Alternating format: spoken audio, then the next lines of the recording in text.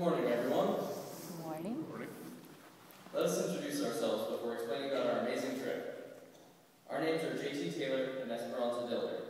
We are going to be juniors at Amador Valley High School in Pleasanton and at the California School for the Deaf in Fremont.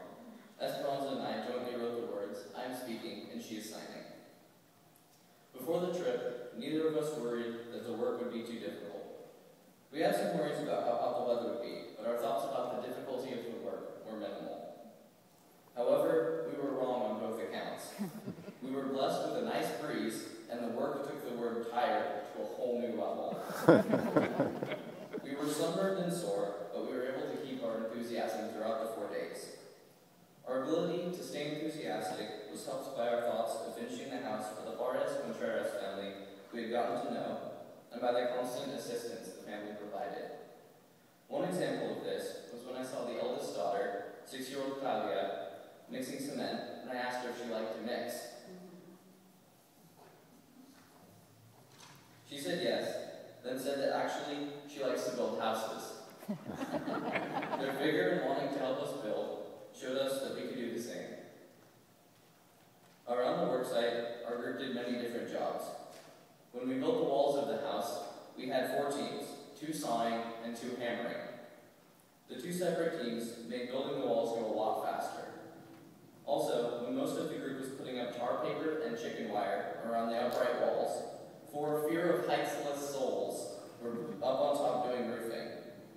I was one of the 4 people on the roof, along with Steve, Mark, and Luis, and I noticed that we had an extremely efficient teamwork. With Steve and I nailing, Mark rolling tar and roofing paper, and Luis tarring, we finished the roof very quickly. The efficiency with which we worked made me feel that, even in our small 4-man group, we reflected the feeling of unity and the enthusiasm of the entire church group. During the week, we did many different jobs at the work site. The first day, which was Monday, mostly focused on cement mixing and foundation making.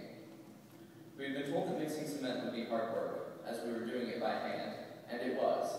But little did we know there would be a more difficult day later on. Although we had some distractions, such as being tired, hungry, too hot, people talking, and vendors selling things, we kept working because we wanted to reach our goal. Monday was also the day that we met the Contreras family, and our bond with them only grew stronger during the week. Tuesday brought wall and roof building, and the putting up of the frame. It was also the day of the youngest daughter, Miriam's birthday. We bought cake for the family and sang to her, and they were very thankful. On Wednesday, we finished the roof and got to the point on the walls where we started using stucco. The stuccoing carried over into the next day, which created our biggest challenge. All of Thursday was devoted to finishing the walls, which meant that we had to mix stucco at race pace so that the people who were spreading it didn't have to wait to get more. Throughout the working experience, 2 things were prominent. 1, that manual workers are not paid enough. And 2, that education is very important. Although the last day was difficult, we finally finished. We were all proud of our hard work and success. But the worksite was not the only place where we were put to work. The campsite had its share of work as well. Due to the constant wind, canopies and tent flies were uprooted and carried off, and trying to find them was a job every day. Also, we had cook and cleanup teams who prepared and cleaned up after our meals. In my experience on the cook team, it was hard not to eat the food while as it was being cooked. It smelled delicious. For those of us with solar showers, filling them up in the mornings and carrying them back to the site made for some heavy lifting, but for warm water it was worth it.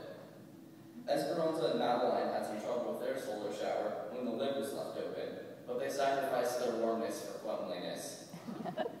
We also had a bit of trouble when our frisbee was thrown into the septic pit. But Christina fetched it out, which made Steve scream embarrassingly when it was thrown to him. However, it wasn't just work at the campsite. We also played, talked, practiced sign language, bacon was our favorite sign, sang, and laughed together at the campsite, which added to the team unity that grew stronger every day. On the last day, the mother was very emotional